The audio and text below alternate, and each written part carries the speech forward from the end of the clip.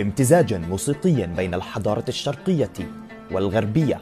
وعلى أنغام هذه الأوركسترا افتتح متحف لوفر أبو ظبي.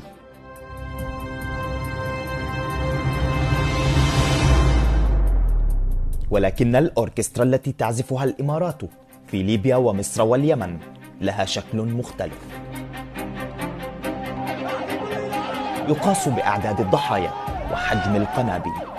إنه الامتزاج بين الحضارتين أيضا، صواريخ غربية وإيقاع عربي. sauvera le monde.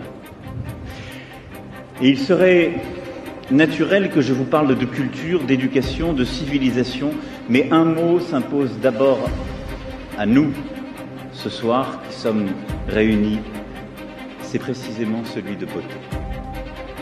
إن هذا القول يحمل سؤالا كبيرا، فبأي جمال ستنقذ أبو ظبي هذا العالم؟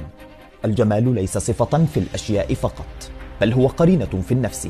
فالإمارات تسعى من خلال اللوفر إلى تحقيق أهداف سامية في الحياة، ولكن في الطرف الآخر اتهامات بسرقة الآثار والسعي إلى تقديم الإمارة كإرث ثقافي للعالم. اللي حصل امبارح في معرض اللوفر في ابو ظبي سرقه علني، سرقه وش كده، بجاحه، قله ادب. يسرقوك ويبيعوا اثارك قدام عينيك ويعملوا لها معرض ومتحف، هم ما عندهمش اصلا لا تاريخ ولا جغرافيا. يمثل المتحف حدثا تاريخيا للثقافة ومثالا للتسامح والحرية، فكيف يمكن أن تنسجم الرسالة الفنية مع دولة تقيم الحروب وتعاقب مواطنيها على حقهم في التعبير؟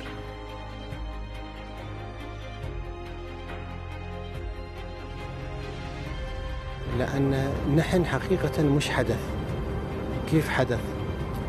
نحن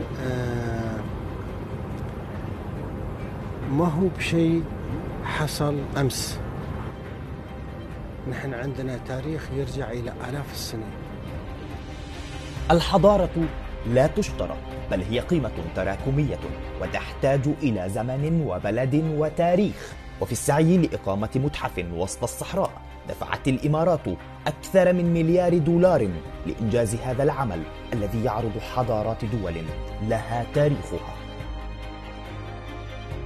التاريخ إرث قديم يهب نفسه هوية شرعية لشعوبه، أما المال والدم فلا يمنحان الحضارة الطارئة شرعية بين الأمم.